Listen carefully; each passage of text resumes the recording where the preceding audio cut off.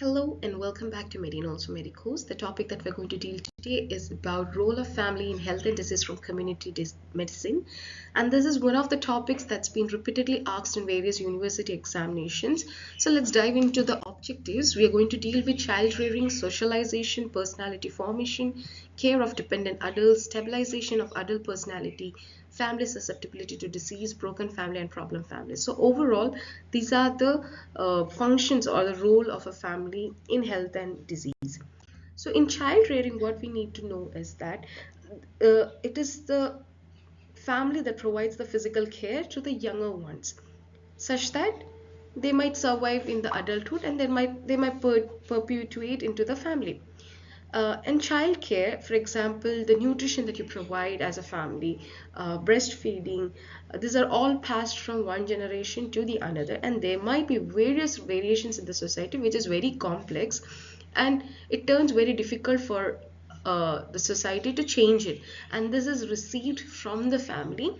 And when this sort of things comes in, a community health worker, as a community health worker, it turns very difficult for them to improve the health of a child, and they have to face several obstacles on it.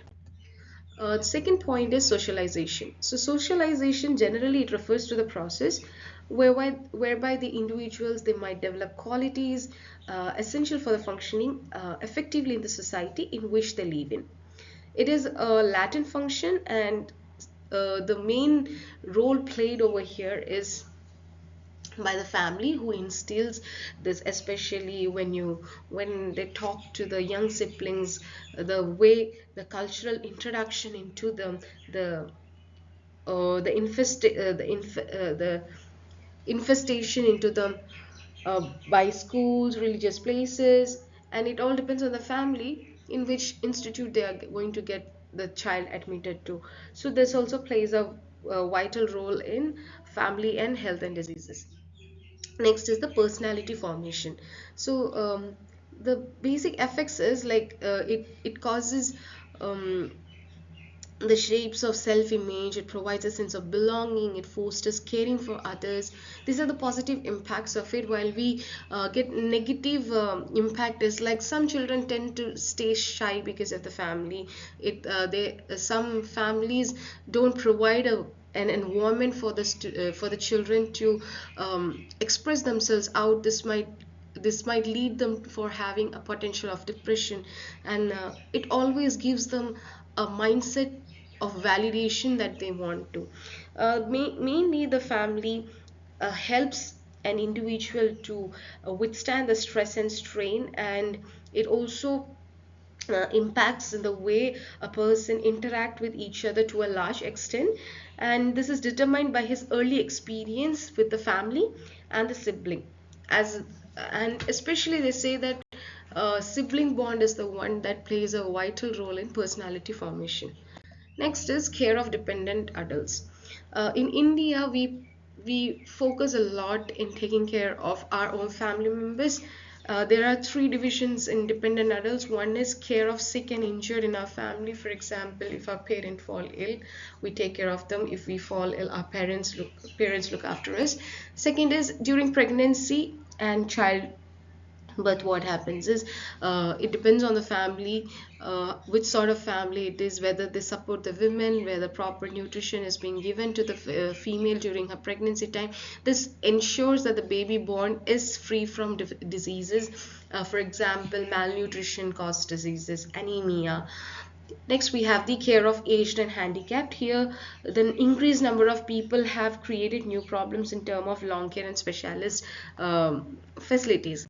Next, we have the stabilization of adult personality. Now, when we live in a family, it provides us an opportunity both as an adult and children, so that they release the tension, and the individual can attain a sort of mental equilibrium, and they strive to maintain a stable relationship with other people.